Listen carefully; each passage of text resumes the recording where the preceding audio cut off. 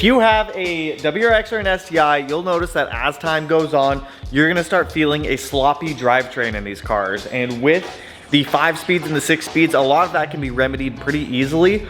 I mean, some of the installs are gonna suck. I'm gonna forewarn you now, some of the stuff is gonna suck to install, but we can fix the sloppy drivetrain in these cars for realistically under 500 bucks, and it's just bushings and a shifter. Like, that's really all it is to fix the sloppy drivetrains in these. So with my 06 STI behind me here, this car is 150,000 miles. All of the bushings in this car are still original, and driving the car, there's a lot of play.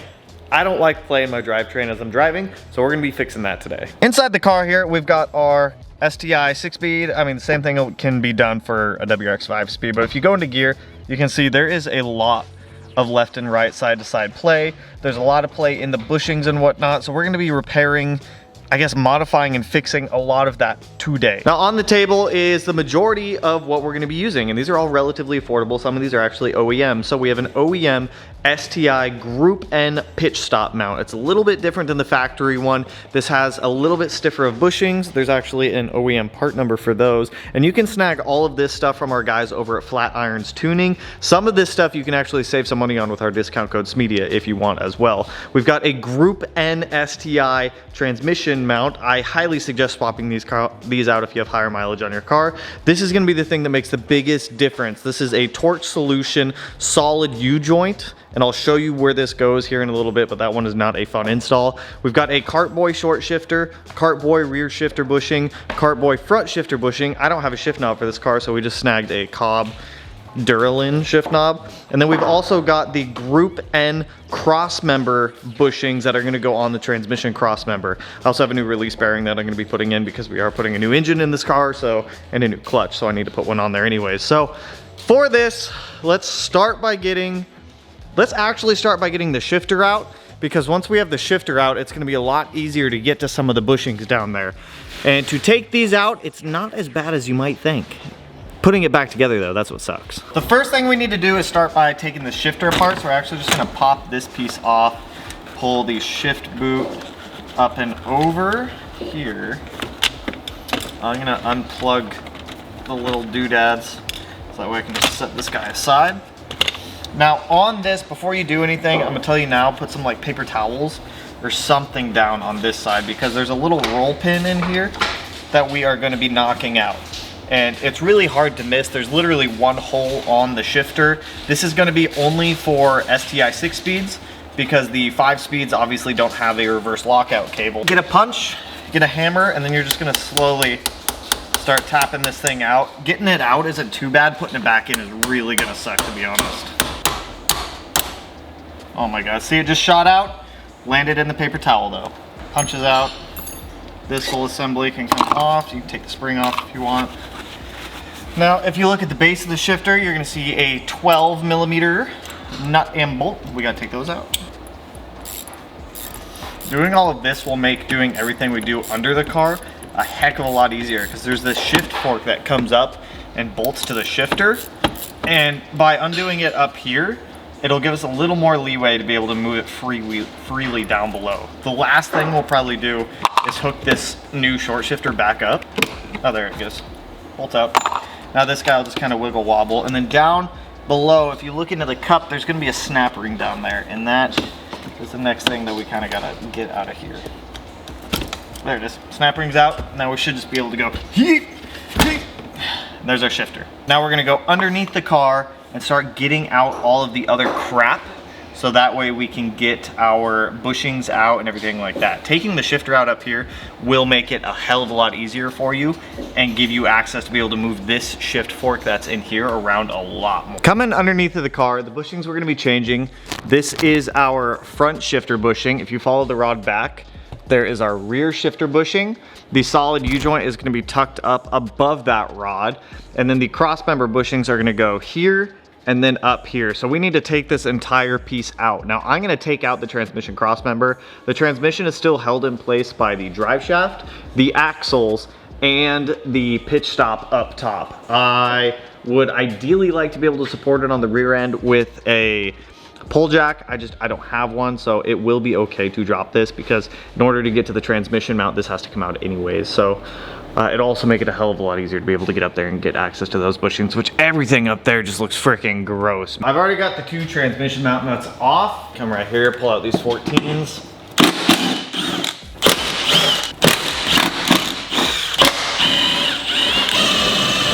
We're actually just gonna swap out the parts we need to and then get the crossmember back in. So, why was this rear housing? At some point it was. So we'll take the transmission mount off, swap that, swap the crossmember bushing, get the crossmember back in, and then do everything else.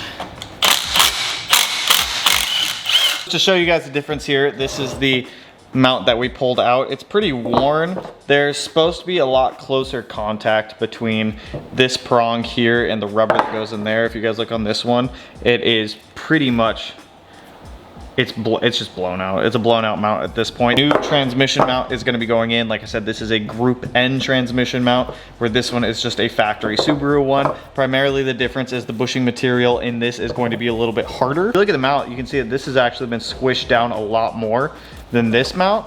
So, you know, fresh mount's going in. It's only 4 bolts. Undo the 4 bolts, redo the 4 bolts, and then your transmission mount's swapped.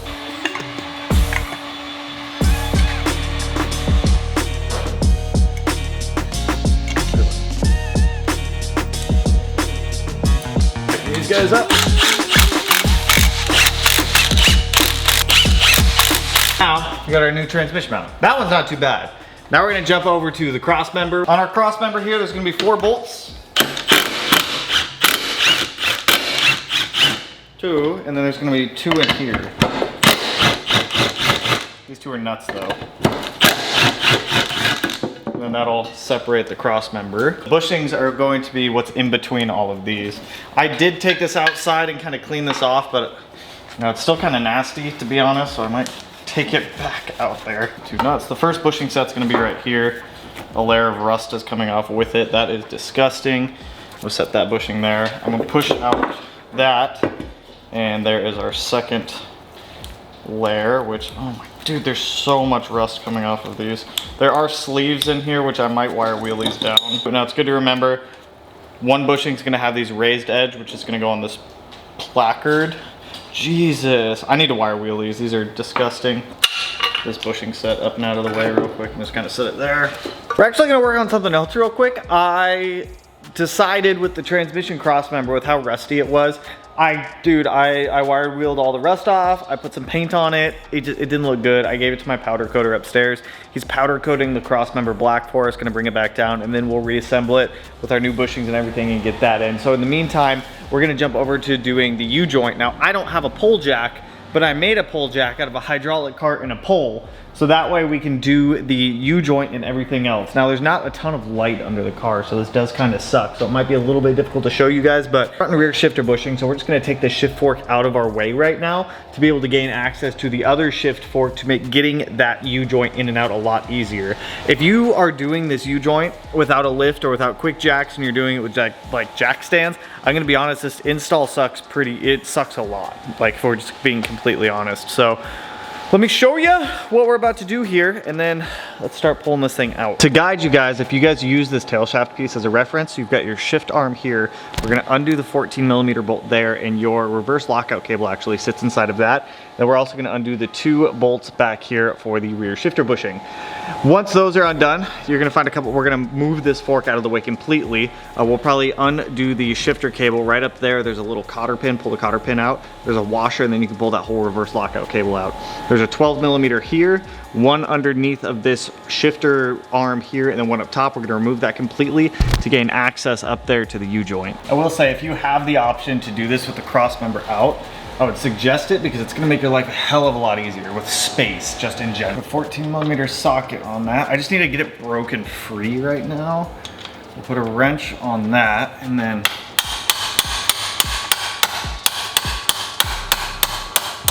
that way we can try to keep this from rounding out. This bolt is not gonna come all the way out. This is gonna swing straight down, but we need to get that cotter pin off first. And there's gonna be a washer on top of that. The reverse lockout cable can slide off. Come on off of there. You guys might be able to see it's right up here. There's that one broken free. They're both broken free at this point. There's 2 bolt, and then there is our shifter arm out. Now with the shifter arm out, we can go ahead and remove this arm for the shifter bracket. And with that out of the way, that opens up everything for us to be able to get to those roll pins on that U-joint. There's this 12 on the bottom, it's flat on the top, and then there's a roll pin set right there that we're gonna have to knock out. There's actually 2 roll pins. There's a roll pin inside of a roll pin. Plus with them being rusty, that might not want to come out nicely. I've got my punch on an extension, or in a socket on an extension.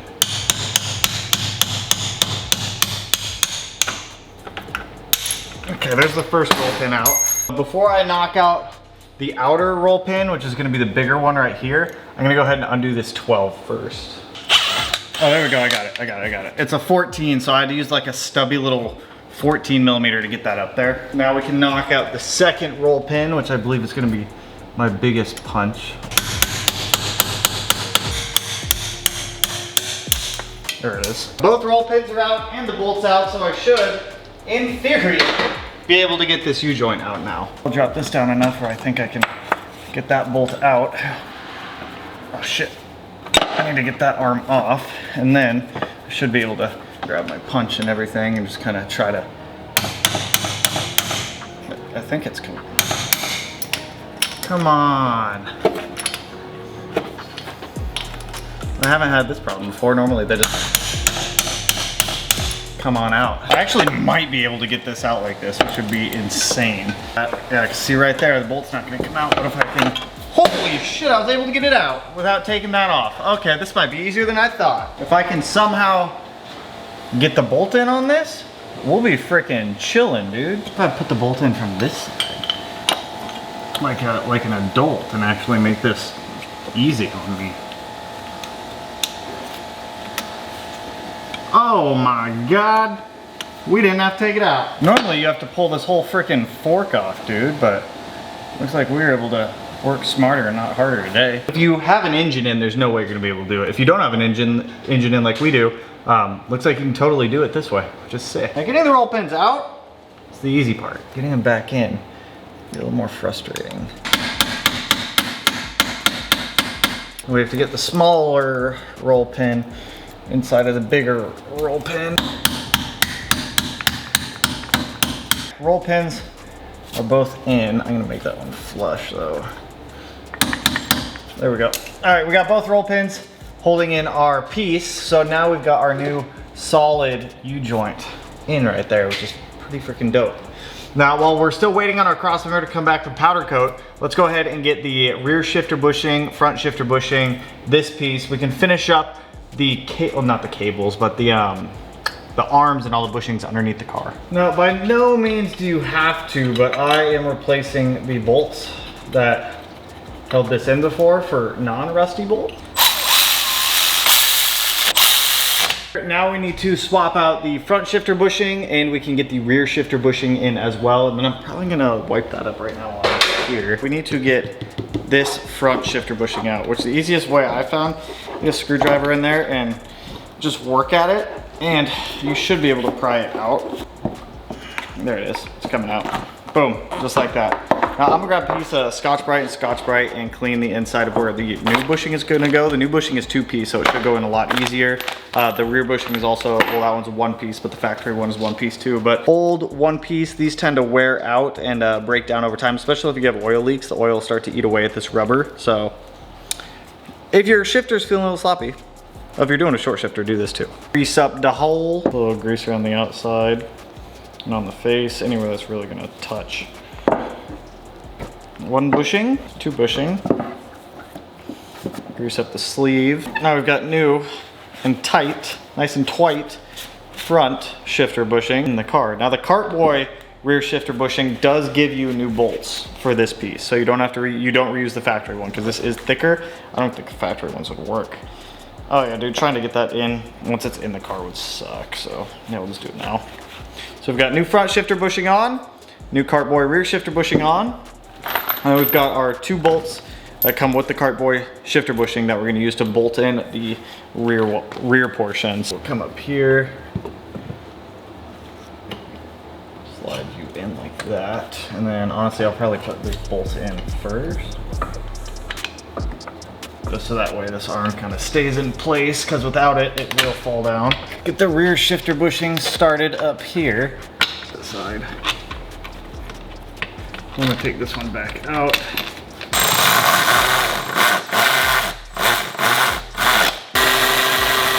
I just got our Crossmember back from powder coat. Everything has been powder coated this nice. I think it's called Blackjack. As you can see, we cleaned off the rust.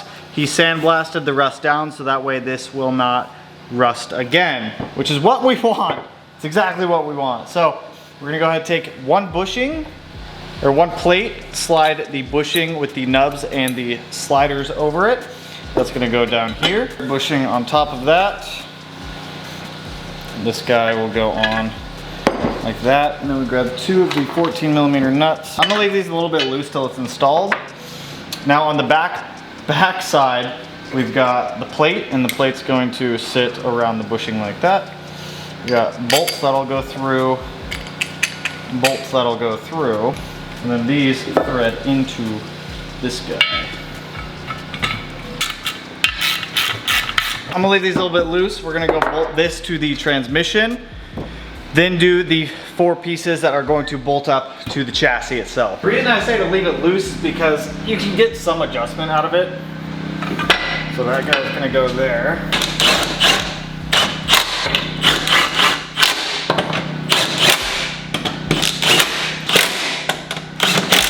And that, I am gonna leave these 2 transmission mount bolts loose because I don't have an engine in the car and I kind of need them loose for the time being. Tighten down these. These 2. Like I said, I would suggest leaving the 4 mount bushing bolts loose until you get this in, because you can get some adjustability out of that. But we got a repowder coated Crossmember, new Crossmember bushings, new transmission mount, new U-joint, new front and rear shifter bushings. Now we need to hop up into the car and start doing the short shifter, which that one's going to, that's honestly probably my least fun thing to do in this. A couple things we are gonna have to take off of our old shifter here. One of them being the snap ring, and then we also need this bottom collar. And the bottom collar piece is just held in with 2 Phillips head screws. Boop, boop. That piece comes off, and then there's this little rubber base piece that the spring goes on. That's all you really need off this guy. And now we have our new cart boy. On this, we need to put this guy back on. Actually, we can put the spring seat on first. So we're gonna slide that all the way down to the base of the short shifter. Take our little dress up piece here, get that on there.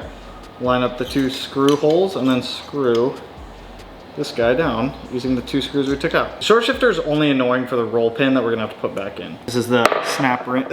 This is the snap ring that we took out earlier. Slide that over the ball right there. Grab the little grease cup that goes with it. Put that over the ball. There we go. Grab our snap ring here. Squeeze her together and push it in. Grab our 12mm bolt and get the shift fork lined up with it.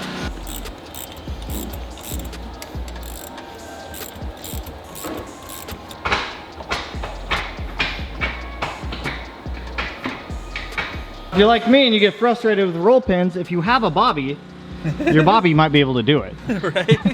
Now, if you want, I can hold it down for you also. Well, I gotta see exactly how. Yeah, no. Having 2 people doing this might make this incredibly easier. Because one person can hold it down. Yeah. Because normally you'd have to hold it down, get the roll pin in, and start it all at the same time. Okay, so it looks to me like that cable needs to come up just a little bit.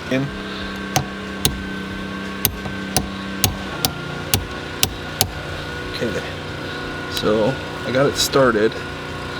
Now I just need to see if it's lined up properly by taking, if you want to hold that down, the Allen head, just hold it downwards. The Allen? Oh. Yeah, just put pressure like that, just be careful.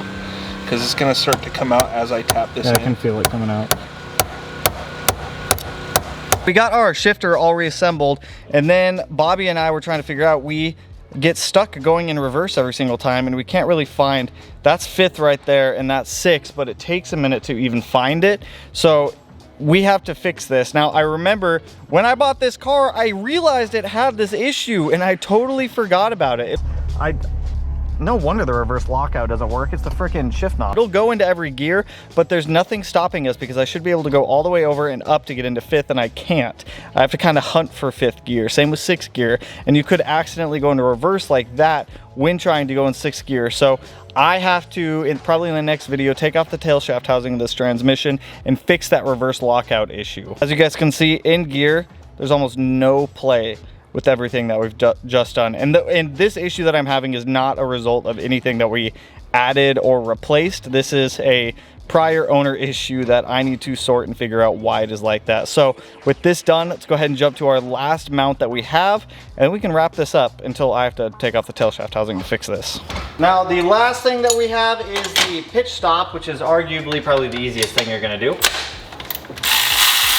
Now, normally on the pitch stop on the firewall side, there's a welded nut on it, but at some point it looks like this broke and somebody re-welded everything back on, which is fine as long as the mount is dimensionally correct and there's a way for it to bolt together. Shouldn't have an issue. And we're gonna swap out all this rusty ass hardware. So, factory pitch stop can come out. We can slide in our Group N pitch stop in here, which this is a real tight fit. Not necessarily a bad thing, but this has been repaired at some point. Like I said, normally on this side of the pitch stop you would have a welded nut. Obviously ours does not, because at some point something had happened to this. Now thankfully in my spare hardware bin I actually have extra pitch stop bolts and whatnot, so we can just put a clean new bolt in here.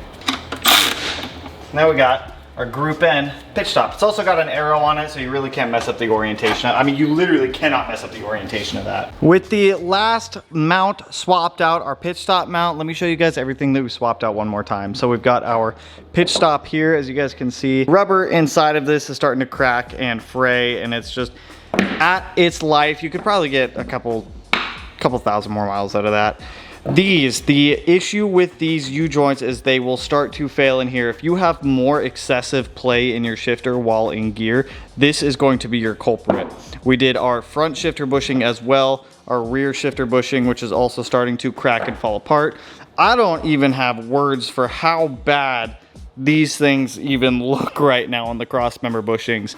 The shifter bushing is still all right. Those ones I don't typically see fail too often. And then lastly, our transmission mount, which you guys saw earlier, the gappage that is between where these should relatively be close is no longer there. The mount is physically squished down a little bit more. So we now have a refreshed drivetrain. Now, I was hoping with all of that we'd be done with the drivetrain stuff, but unfortunately I did forget about that one issue that I mentioned earlier with the tail shaft housing, where the reverse lockout isn't stopping us from going into 5th and 6th gear. So you could technically, if you're going from 4th into 5th or you're going from 5th into 6th, you could accidentally go into reverse, which that's a big issue that we need to see as to why that is happening. As you guys saw, somebody before we purchased the car had taken off that tail shaft housing for some reason, so I suspect that it is a reverse lockout issue, because I did drive the car. I did not drive the car in 5th or 6th gear, but I do know it has reverse because I did drive it in reverse. So with that, that's all I got for you guys on this one. I hope this video helped you if you guys are having any struggles with your shifter bushings, your excessive drivetrain play, or anything like that. That is what I would recommend for everyone, those exact products that we use. That's what I use in all the cars. That's actually exactly what I have in my 2.5 RS right behind me there. It's a really good combo for a car that's gonna be driven on the street. If it's a track car, you can go with solid bushings if you want, but for 99% of people, that's what I would suggest. With that, that is all I've got for you guys on this one. If you liked the video, you know what to do. Go and hit that like button, turn it black, blue, green, yellow, purple, silver, cyan, whatever color it might turn for you. And if you're not already subscribed to the channel and you want to be, I'll put it in one of these corners. No idea which one quite yet. But with that, I will catch you guys in the next one. So peace out, homies.